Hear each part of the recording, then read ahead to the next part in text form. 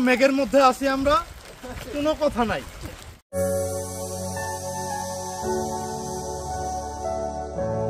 এই শহরের কোলাহল পেছনে ফেলে আমরা ছুটে চলেছি প্রকৃতির কোলে, কখনো মেঘে ভেজা পাহাড়ে, কখনো সূর্যস্নাত সাগর পারে।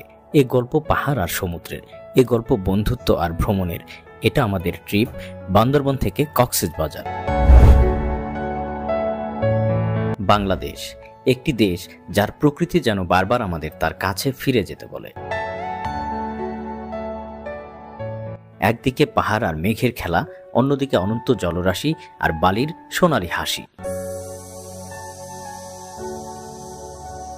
আমরা বন্ধুরা মিলে বেরিয়েছিলাম এক যাত্রায়, বান্দরবনের পাহাড় থেকে কক্সবাজারের সমুদ্র অবধি।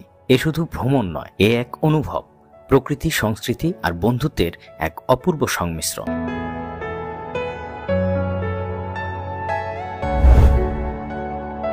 বান্দরবন এক নামে যেন মনে হয় সবুজের ছায়া, মেঘে ঢাকা পথ।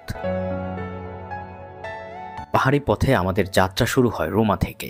খাড়া পথ, পাথরের রাস্তা, প্রতিটি মোড়েই চমক। নীলাচলে দাঁড়ালে মনে হয় যেন আকাশ নিচে নেমে এসেছে। সাঙ্গু নদীর তীরে বোটে ভেসে যাওয়া অথবা বগালেকে হাঁটার ক্লান্তি, সবকিছুতেই প্রকৃতি এক নতুন রূপে ধরা দেয়। আর উপজাতি পাহাড়ি মানুষগুলো সরলতা যেন শেখায় কত কমে জীবন কত সুন্দর হতে পারে। মেঘ আর রোদের খেলায় পাহাড়ের গায়ে আমরা যেন নিজেরাই হারিয়ে যাই বারবার।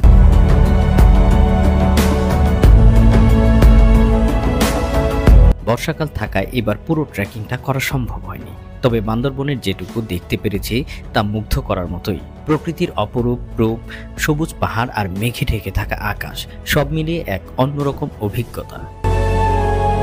পরের বার অবশ্যই পুরো ট্রেকিং এর জন্য প্রস্তুতি নিয়ে আসবো। পাহাড়ের পথ, ঝর্ণার ধারা আর প্রকৃতির ডাকে সাড়া না দিয়ে উপায় আছে। বান্দরবন আবার দেখা হবে। পুরা মেঘের মধ্যে আছি আমরা, কোনো কথা নাই। পাহাড়ের রোমাঞ্চ শেষে আমরা চলে এসেছি সমুদ্রের কাছে, কক্সবাজার, পৃথিবীর সবচেয়ে দীর্ঘতম সমুদ্র সৈকত। এখানে সমুদ্র শুধু একটা দৃশ্য নয়, এক অনুভূতি। সকালবেলা সূর্যোদয় দেখা এক অভিজ্ঞতা। সূর্যটা যেন জল থেকে উঠে আসে ধীরে ধীরে। হিমছড়ির ঝাউবনের মধ্য দিয়ে হেঁটে বেড়ানো, ইনানির পাথুরে সৈকতে দাঁড়িয়ে ঢেউ গোনা, এসব মুহূর্ত ছবিতে ধরে রাখা যায়, কিন্তু অনুভব করা যায় একান্তভাবে।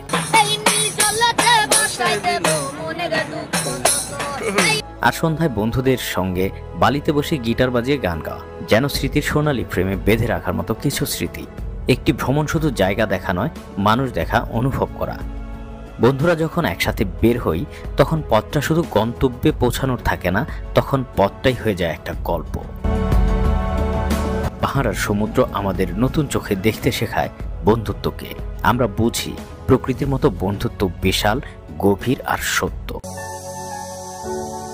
যে যাত্রা শুরু হয় তা একদিন শেষ হয়, কিন্তু ভ্রমণের স্মৃতি তারা থেকে যায় হৃদয়ে।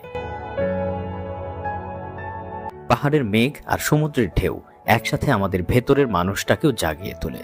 আমরা ফিরে যাচ্ছি শহরে, কিন্তু রেখে যাচ্ছি এক টুকরো মন প্রকৃতির কাছে। আবার দেখা হবে, আবার একদিন আমরা ফিরবো পাহাড়ের কোলে, সমুদ্রের ধারে।